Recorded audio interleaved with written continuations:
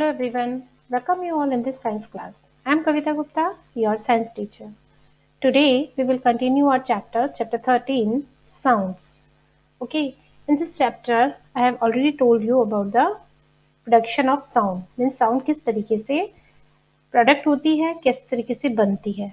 क्या देखा था हमने इसमें कि वाइब्रेशन के थ्रू क्या करती है साउंड ट्रेवल करती है ना.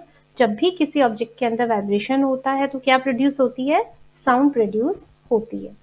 Okay, so the next topic is sound produced by humans, है ना, कि हम लोगों में किस तरीके से साउंड प्रोड्यूस होती है, कि ह्यूमन बींग्स किस तरीके से साउंड प्रोड्यूस करते हैं. Okay, so let's start the topic. Speak loudly for a while और सिंग अ सॉन्ग, है ना. स्पीक लाउडली, तेज बोलो, और या कोई भी एक गाना अगर सिंग करके आप देखोगे. और buzz like a bee. Put your hand on your throat as shown in figure 13.8. Do you feel any vibration. देखिए, ये है, ये थ्रोट. ये क्या होता है, हमारा गला जो होता है, यहाँ आपने देखा होगा इस तरीके से एक बाहर की तरफ एक छोटा सा निकला हुआ होता है एक पार्ट. अगर जब भी आप कुछ बोलते हो, है ना, तो आपको यहाँ पर हल्की सी एक वाइब्रेशन नजर आएंगी. जब भी आप बोलते हो तो इस पार्ट को टच करके यहाँ से देखो, तो आपको ऐसा लगेगा कि यहाँ कुछ मूवमेंट हो रहा है इस पार्ट के अंदर, है ना. तो ये जो पार्ट होता है वो कहलाता है हमारा वॉइस बॉक्स. ठीक है. In humans, the sound is produced by the voice box or the larynx, है ना. इसको larynx या voice box कहते हैं. दिख रहा है ये चीज, ये है ना. बाहर से आप इसको इजीली फील कर सकते हो टच करके. Put your fingers on the throat and put a hard bump that seems to move when you swallow. ठीक है, मीन्स कह रहे हैं कि गले पर यहाँ थ्रोट पर अपना एक फिंगर रख के देखो, आपको एक हार्ड निकला हुआ कुछ बम्प जैसा नजर आएगा. ओके, और ये क्या करता है, ये मूव होता हुआ नजर आएगा जब भी आप कुछ बोलते हैं, स्वेलो करते हैं. जब हम कुछ खाते हैं, स्वेलो करते हैं ना, निगलते हैं मीन्स किसी भी चीज को, तो ये पार्ट हमें मूव होता हुआ नजर आता है. This part of the body is known as the voice box. ये जो पार्ट होता है बॉडी का हमारा क्या कहलाता है, वॉइस बॉक्स कहलाता है. It is at the upper end of the wind pipe. Wind pipe होता है ना हमारे थ्रोट के अंदर, विंड पाइप होता है, फुट पाइप होता है. ठीक है, तो जो विंड पाइप होता है उसके अपर पार्ट में ऊपर की तरफ ये वॉइस बॉक्स होता है. ठीक है, तो ये है विंड पाइप, और यहाँ पर ये इस तरीके से बना हुआ होता है. ठीक है. The two vocal cords are stretched across the voice box or larynx in such a way that it leaves a narrow slit between them for the passage of air. दिख रहा है आपको ये पिक्चर दिख रही है, ये है हमारा वॉइस बॉक्स. लेरिंग्स है, इसमें 2 वोकल कॉर्ड्स होते हैं. ठीक है, एक ये दिख रहा है फर्स्ट, एक ये सेकेंड, दिख रहा है ना. एक यहाँ है और एक यहाँ है. इन दोनों के बीच में ये जो स्पेस होता है, एक नैरो छोटा सा एक स्पेस होता है, किस चीज के लिए, एयर को पास होने के लिए, है ना. एयर जब इसमें से पास होती है तो उसी की वजह से जो साउंड है प्रोड्यूस होती है. ओके, मीन्स ये दोनों क्या होते हैं, थोड़ा खुलते हैं और फिर थोड़ा बंद होते हैं, तो इनके बीच में हल्का सा ये गैप रह जाता है. तो इसी गैप से क्या होती है, साउंड प्रोड्यूस होती है. When the lungs force air through the slit. ठीक है, जब लंग्स में से एयर यहाँ से पास होती है, ठीक है, तो द वोकल कॉर्ड्स वाइब्रेट. ये क्या होते हैं, वाइब्रेट होते हैं, प्रोड्यूसिंग साउंड. और क्या प्रोड्यूस होती है, साउंड प्रोड्यूस होती है. Muscles attach to the vocal cords can make the cords tight और लूज. ठीक है, इससे क्या होती है, जो मसल्स अटैच होती हैं वोकल कॉर्ड में, वो इसे क्या करती है, इसको टाइट कर देती है और लूज कर देती है ना. When the vocal cords are tight and thin, the type और quality of voice is different from that when they are loose and thick. Let us see how the vocal cords function. Okay, means ये कह रहे हैं कि जो vocal cords हैं, हमारी जो साउंड है वो कहाँ से प्रोड्यूस हुई है, वॉइस बॉक्स. वॉइस बॉक्स में क्या होते हैं, 2 वोकल कॉर्ड्स होते हैं, है ना. तो वो उन दोनों के बीच में क्या होता है, एक एयर पास होने के लिए एक हल्का सा स्लिट या गैप आप कह सकते हो वो होता है. जब उसमें से एयर पास होती है तो वाइब्रेशन होता है और उसी की वजह से साउंड प्रोड्यूस होती है। और वो जो उसमें क्या होती है, मसल्स अटैच होती हैं जो उसको लूज या टाइट करती रहती हैं। जब वो लूज होता है और थिक होता है ना, लूज होगा तो थिक हो जाएगा थोड़ा सा, तो वो कैसा होता है, अलग तरह की साउंड प्रोड्यूस होती है। और जब वो टाइट होता है और थिन होता है तो अलग साउंड प्रोड्यूस होती है। मीन्स साउंड किस पे डिपेंड कर रही है, उसके मसल्स के या उन वोकल कॉर्ड्स के पोजीशन पे, कि वो लूज है या टाइट है। ओके, लूज होने पे अलग साउंड प्रोड्यूस होती है और टाइट होने पे भी अलग साउंड प्रोड्यूस होती है। इसीलिए आपने देखा होगा सब ह्यूमंस की जो वॉइस है वो अलग अलग होती है, और मेल और फीमेल की वॉइस में भी बहुत ज्यादा डिफरेंस होता है ना। तो ये सब जो डिफरेंस है वो इसी की वजह से होते हैं, वोकल कॉर्ड्स की वजह से। देखिए एक एक्टिविटी है इसमें, ये देखिए करके देख सकते हैं आप। ये take 2 rubber strips of the same size, है ना। ये देखिए 2 रबर स्ट्रिप्स हैं, ये एक ही साइज की। इनको क्या करना है, place these 2 pieces one above the other and stretch them tight. ले लिया ना, इनको एक दूसरे के ऊपर रखी हुई है और हमको इसे स्ट्रेच करना है, खींचना है। दिख रहा है, ये फिंगर से दोनों को आपस में खींचना है। Now blow air through the gap between them. अब इन दोनों के बीच में जो गैप है उसमें हमें क्या करना है, एयर ब्लो करनी है, मीन्स एक फूंक मारनी है उसके अंदर हमें, है ना। तो as the air blows through the stretched rubber strips a sound is produce. जैसे ही एयर इसमें से पास होती है इस गैप में से, रबर स्ट्रिप्स के बीच में से, तो क्या होती है, एक साउंड प्रोड्यूस होती है। इस तरह का आपने पेपर से या कभी करके भी देखा होगा, जैसे 2 पेपर्स के स्ट्रिप्स लेकर उनके बीच में अगर आप एयर ब्लो करते हैं तो एक हल्की सी आवाज जैसी आती है, विसल जैसी साउंड आती है ना।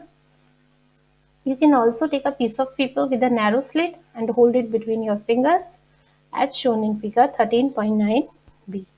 ओके, रबर बैंड की जगह आप ये 2 पेपर स्ट्रिप्स भी ले सकते हैं इस तरीके से, और इनको ऐसे फोल्ड कर दिया और इसके बीच में ये जो गैप है ना, इसमें अगर हम एयर ब्लो करेंगे तो क्या होगी, साउंड प्रोड्यूस होगी। Now blow through the slit and listen to the sound. Our vocal cord produce sound in a similar manner. और जो हमारे वोकल कॉर्ड होते हैं वो भी इसी तरीके से साउंड प्रोड्यूस करते हैं। ओके, तो ये है हमारे ह्यूमंस के अंदर किस तरीके से साउंड प्रोड्यूस होती है। The vocal cords in man are about 20 mm long. In women these are about 5 mm shorter, है ना। मीन्स मैन का जो वोकल कॉर्ड होता है वो लेडीज के या वुमेन के कंपैरिजन में बहुत बड़ा होता है। दिख रहा है, 20 mm लॉन्ग होता है मैन में, और वुमेन्स के अंदर होता है 5, ओनली 5 mm शॉर्टर होता है। Children have very short vocal cord.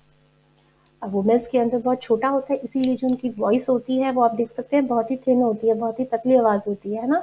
जबकि जो मैंस होते हैं उनकी साउंड कैसी होती है, थोड़ी हार्श होती है और लाउड होती है। Children have very short vocal cord. Children के अंदर बहुत ही छोटा होता है। This is the reason why the voice of man, women and children are different.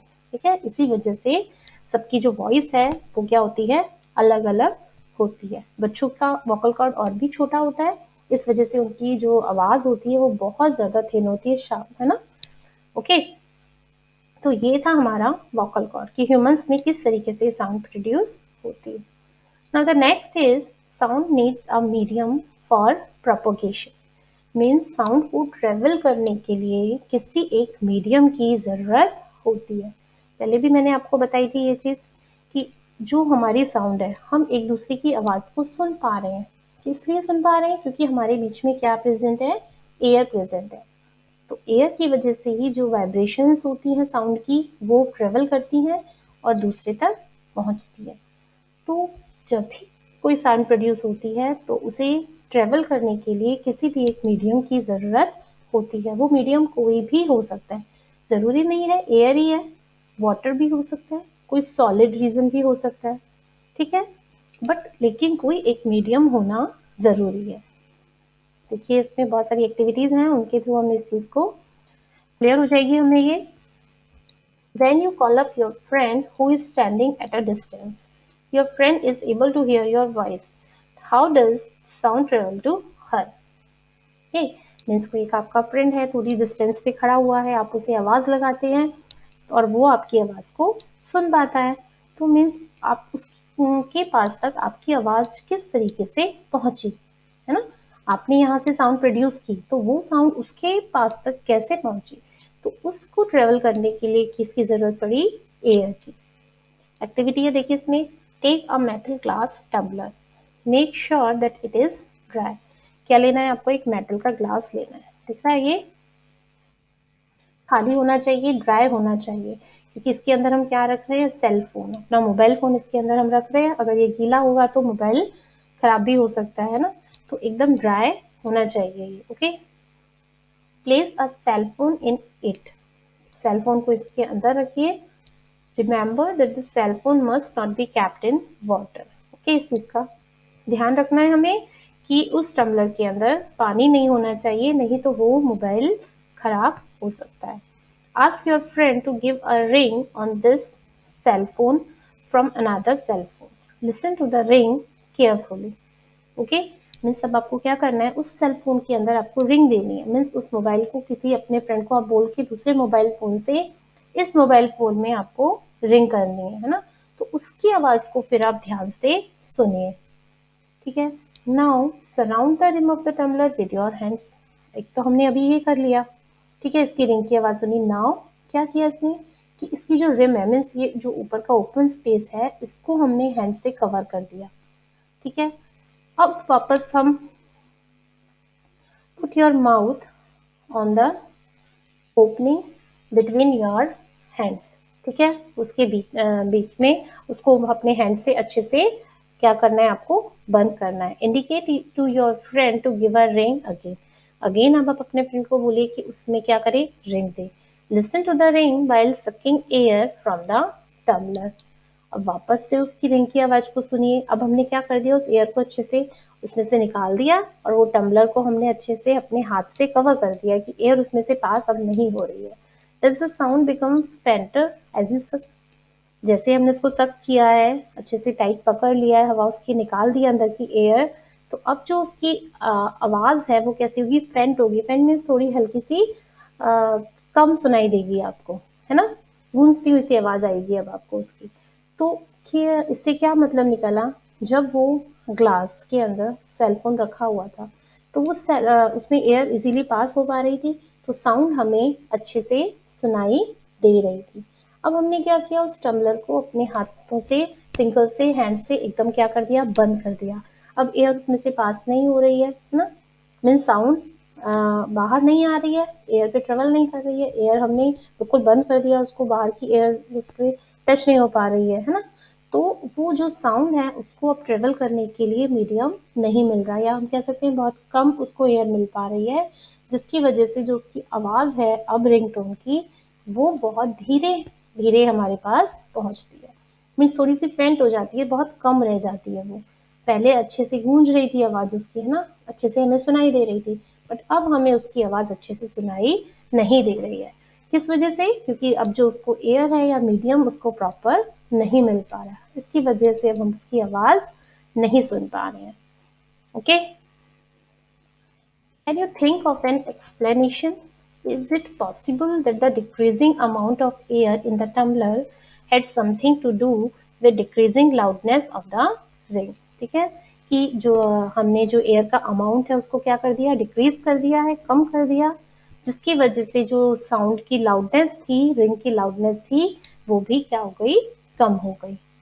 तो indeed if you had been able to suck all the air in the tumbler, अगर हम उसमें से पूरी ही एयर को क्या कर दें, सक कर दें, तो the sound would stop completely, जो तो साउंड है वो पूरी तरीके से रुक जाएगी। Actually sound needs a medium to travel. Okay, underline this sentence, sentence को अच्छे से अंडरलाइन कर लो कि साउंड को ट्रेवल करने के लिए किसी एक मीडियम की जरूरत पड़ती है। When air has been removed completely from a vessel, it is said that there is vacuum in the vessel. The sound cannot travel through vacuum. Okay, ये पूरा ये पैराग्राफ है, इसे अच्छे से अंडरलाइन कर लेना, इंपॉर्टेंट है ये, कि जो साउंड है उसको ट्रेवल करने के लिए किसी एक मीडियम की जरूरत होती है। अगर कोई एक ऐसा स्पेस जहाँ बिल्कुल भी क्या नहीं है, एयर नहीं है, तो वो क्या कहलाता है, वैक्यूम कहलाता है। इस जगह को हम क्या बोलते हैं, वैक्यूम। मीन्स जहाँ की एयर पूरी तरीके से खत्म कर दी गई है उस स्पेस की, उस एरिया की, तो वो वैक्यूम कहलाता है। और वहां पर साउंड ट्रेवल नहीं करता। ठीक है, मीन्स अगर आप वहां पर कुछ बोलेंगे तो आपकी आवाज दूसरे तक नहीं पहुंच पाएगी, वो आपकी आवाज को सुन नहीं पाएगा। So does sound travel in liquids, let us find out. ठीक है, अभी तो हमने ये किया कि एयर के अंदर साउंड ट्रेवल करती है ना। अब नेक्स्ट है कि क्या साउंड लिक्विड के अंदर भी ट्रेवल करती है, क्या वाटर के अंदर भी हम साउंड को सुन पाते हैं या नहीं। तो ये एक्टिविटी है, देखिए, टेक अ बकेट और अ बाथटब, है ना, fill it with clean water, take a small bell in one hand, shake this bell inside the water to produce sound, make sure that the bell does not touch the body of the bucket or the tub। okay, क्या किया इसमें, एक पूरा एक ये water से fill क्या है, एक बकेट ले लीजिए या बाथटब है, और इसमें एक रिंग ले गया, बेल ले गया, बेल को हमें इसमें से अच्छे से शेक करना है, मीन्स उसको साउंड प्रोड्यूस करवानी है उसकी, है ना। तो उसमें से आप देखेंगे कुछ आवाज आएगी, तो उस आवाज को आप सुनने की कोशिश कीजिए। यहाँ दिख रहा है आपको, ये क्या कर रहा है, आवाज को सुन रहा है, तो ये साउंड आप तक पहुंच पाएगी या नहीं। यस, इस साउंड को भी आप इजीली सुन सकते हैं। इसके पानी के अंदर अगर आप बेल को बजाएंगे तो उसकी आवाज भी आपको बाहर तक सुनाई देगी। इट मीन्स क्या हुआ कि इसमें जो साउंड प्रोड्यूस हुई वो वाटर के थ्रू ट्रेवल करके हमारे ईयर तक पहुंच गई। कि साउंड कहाँ भी ट्रेवल कर सकती है, लिक्विड के अंदर भी ट्रेवल कर सकती है। ठीक है, मीन्स पानी के अंदर जाकर अगर हम कुछ बोलते हैं तो आवाज वो भी बाहर निकल कर आती है, उसे भी हम सुन सकते हैं। Place your year gently on the water surface, be careful, water should not enter in your year. Okay, इस चीज का ध्यान रखिए कि पानी आपके ईयर्स के अंदर नहीं चला जाए। Can you hear the sound of the bell? Does it indicate that sound can travel through liquids? उस आवाज को भी हम सुन सकते हैं, तो जैसे क्या हमें इंडिकेट होता है कि साउंड कहाँ ट्रेवल कर सकती है, थ्रू लिक्विड्स के थ्रू भी ट्रेवल कर सकती है। Oh, that is how whales and dolphins might be communicating under water। जो फिशेस होती हैं, वेल्स होती हैं, डॉल्फिन्स होती हैं, वो पानी के अंदर भी क्या कर सकती हैं, कम्युनिकेट कर सकती हैं। Okay, let us find out if sound can travel through solids also। क्या साउंड सॉलिड के अंदर भी ट्रेवल करती है। अभी तक हमने पढ़ा एयर में ट्रेवल करती है, लिक्विड में ट्रेवल करती है, अब क्या सॉलिड के थ्रू भी ट्रेवल करती है। ठीक है, इसके लिए भी क्या है, एक एक्टिविटी है इसमें। टेक अ मीटर स्केल और अ लॉन्ग मेटल रॉड और hold its one end to your ear. ठीक है, ये लिया, एक मेटल का रॉड ले लिया या स्केल ले लिए, कुछ भी आप ले लीजिए, है ना। दो एंड है इसके, फर्स्ट एंड सेकेंड एंड। एक एंड को आपने अपनी ईयर पे लगाया और दूसरे एंड पर इसने क्या किया, फिंगर से इसको टैप किया, स्ट्रेच किया, है ना, स्क्रैच किया, तो इसकी आवाज जो है वो आपके कानों तक पहुंच पाएगी। यस, सुन सकते हैं। अगर वो इसको यहाँ स्क्रैच करेगा, इसको टैप करेगा, हिट करेगा, तो ये आवाज हमारे कानों तक पहुंच जाएगी। इट मीन्स साउंड कहाँ, सॉलिड्स के थ्रू भी ट्रेवल कर सकती है ना। यही पता चला हमें इस एक्टिविटी से। देखिए इसमें क्या है, ask your friend to gently scratch or tap the other end of the scale। Can you hear the sound of the scratch? क्या हम सुन सकते हैं उस साउंड को। ask your friend around you if they were able to hear the same sound। Means आपके आसपास अगर कोई और भी खड़ा है तो उसको अगर आप बोलेंगे कि हाँ वो उस आवाज को सुन पा रहा है, यस, वो भी उस आवाज को सुन सकता है। ठीक है, you can also perform the above activity by placing your ear at one end of a long wooden or metallic table and asking your friend to gently scratch the other end of the table। इस आवाज को आप यहाँ table पर भी सुन सकते हैं। आप इसमें वाइब्रेशन भी आपको फील हो सकती है। ठीक है, देखिए एक टेबल है, यहाँ पर इसने इसको टैप किया टेबल को, और यहाँ अगर इसने अब जैसे ईयर लगा के सुनने की कोशिश कर रहा है तो ये आवाज सॉलिड की इस वुडन या मेटेलिक टेबल के थ्रू भी यहाँ तक पहुंच जाएगी। इवन आप उसकी हल्की सी वाइब्रेशन भी आप फील कर सकते हो कि हाँ वाइब्रेशन हो रही है, साउंड प्रोड्यूस हो रही है, उस चीज को भी आप फील कर सकते हो। ओके, तो हमने देखा कि साउंड कहाँ कहाँ सॉलिड्स में ट्रेवल कर रही है, एयर में भी ट्रेवल कर रही है और लिक्विड्स में भी ट्रेवल कर रही है। तीनों चीजों में जो साउंड है वो इजीली ट्रेवल कर सकती है।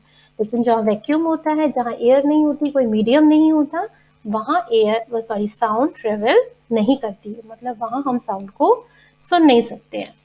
So we find that sound can travel through wood or metal. In fact, sound can travel through any solid.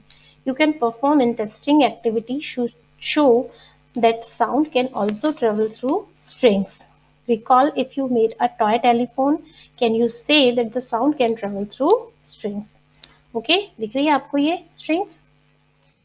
यहाँ भी आप इजीली साउंड को सुन सकते हैं। यहाँ इस तरह का हो सकता है फोन आपने बनाया हो, ये कप जो होते हैं ना, डिस्पोजल जो कप्स होते हैं, पेपर कप्स, वो हैं ये दो। उसमें आपने स्ट्रिंग से इन दोनों को अटैच कर दिया और यहाँ से अगर एक आप यहाँ बोलोगे तो ये साउंड इस स्ट्रिंग के थ्रू भी ट्रेवल करके यहाँ तक सुनाई देती है। टॉय टेलीफोन है, ये टेलीफोन हो सकता है आप लोगों ने कभी बनाया भी हो, नहीं बनाया तो इसको अब बना के देखिए। क्या कुछ नहीं करना है, इसमें 2 पेपर कप्स लेने हैं ना, और उन दोनों को एक स्ट्रिंग के थ्रू क्या करना है, सिर्फ आपको जोड़ना है। और एक से अगर यहाँ से आप आवाज लगाओगे या कुछ भी अगर आप बोलोगे तो वो यहाँ से आपको सुनाई देगा, है ना। जितना लंबा आपको स्ट्रिंग रखनी है ये आप रख सकते हैं, बहुत छोटी भी रख सकते हो या बहुत बड़ी भी आप रख सकते हो कि एक रूम से दूसरे रूम तक वो चली जाए। तो वहां भी अगर आप इसे देखेंगे तो ये फोन की तरह से काम करेगा, है ना। मीन्स आप एक दूसरे को देख नहीं पा रहे हैं बट आप उसकी आवाज को सुन पा रहे हैं। ओके, तो ये है एक आपका टॉय टेलीफोन बन जाता है। We have learned so far that vibrating objects produce sound and it is carried in all direction in a medium. How do we hear it? Okay? अभी तक हमने पढ़ा है कि जो साउंड है वो वाइब्रेशन के थ्रू प्रोड्यूस होती है और उसको कैरी करने के लिए किसी एक मीडियम की ज़रूरत पड़ती है। ओके, नेक्स्ट टॉपिक है हमारा कि हम किस तरीके से उस साउंड को सुन पाते हैं, जो हमारे ईयर होते हैं वो किस तरीके से वर्क करते हैं, है ना। साउंड किस तरीके से हम सुन पाते हैं, आइडेंटिफाई कर पाते हैं। तो ये सारा जो हमारा है नेक्स्ट टॉपिक हम नेक्स्ट वीडियो के अंदर पढ़ेंगे। Okay, so that's all for today. So read the chapter. Okay, in the next video we will meet again with a new topic. So till then, goodbye and take care.